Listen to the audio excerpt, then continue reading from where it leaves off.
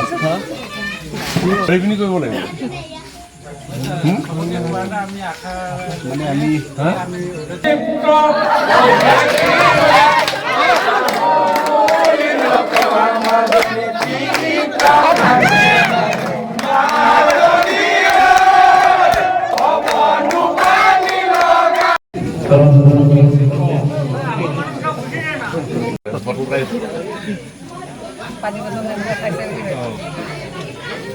আমাৰ দেশৰ প্ৰধানমন্ত্ৰী নৰেন্দ্ৰ মোদী ডাঙৰীয়াই কৃষকৰ আয় দুগুণ হোৱাৰ প্ৰতি লক্ষ্য ৰাখি কৃষকসকলে যাতে খেতি পথাৰত আত্মনিয়োগেৰে অৰ্থনৈতিকভাৱে লাভান্বিত হ'ব পাৰে তাৰ প্ৰতি লক্ষ্য ৰাখি বিভিন্ন আঁচনি গ্ৰহণ কৰিছে। তাৰ ভিতৰত অন্যতম এটা গুৰুত্বপূৰ্ণ আঁচনি আছিলে PMKSY প্ৰধানমন্ত্ৰী কৃষি সিঁচাই যোজনা হৰ খেত মে পানী।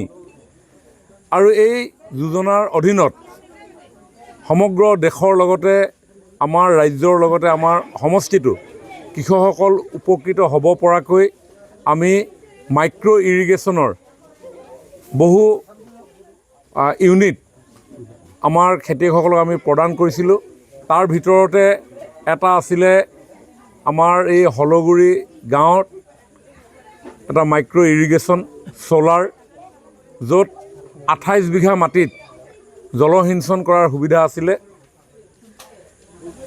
সেই আঁচনিখনৰ দাঁতিকাষৰীয়া কৃষকসকল এইবাৰ লগ লাগি সেউজমুখী আদৰ্শ কৃষক গ্ৰুপ, এই গ্ৰুপটোৱে লগ লাগি এইবাৰ বড়ো ধানৰ খেতি কৰিছিলে প্ৰায় 18 বিঘা মাটিত।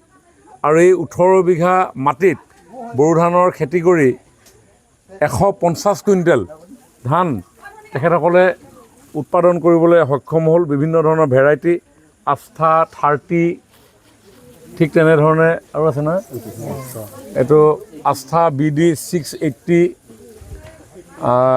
অমিয়া 053 এনেকুৱা ধৰণৰ প্ৰজাতিৰ বীজ পাণ 816 আৰু খুব সুন্দৰ উৎপাদন সম্ভৱ হ'ল।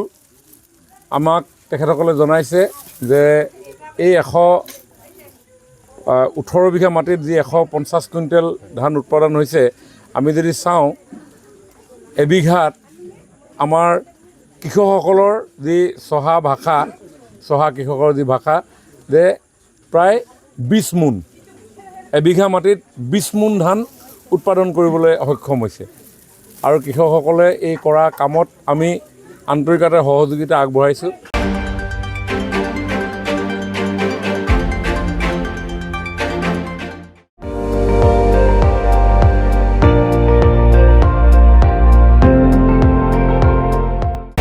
আপুনি চাই আছে ND24, সৰ্বশ্ৰেষ্ঠ নহয় সৰ্বোত্তমৰ দৌৰ।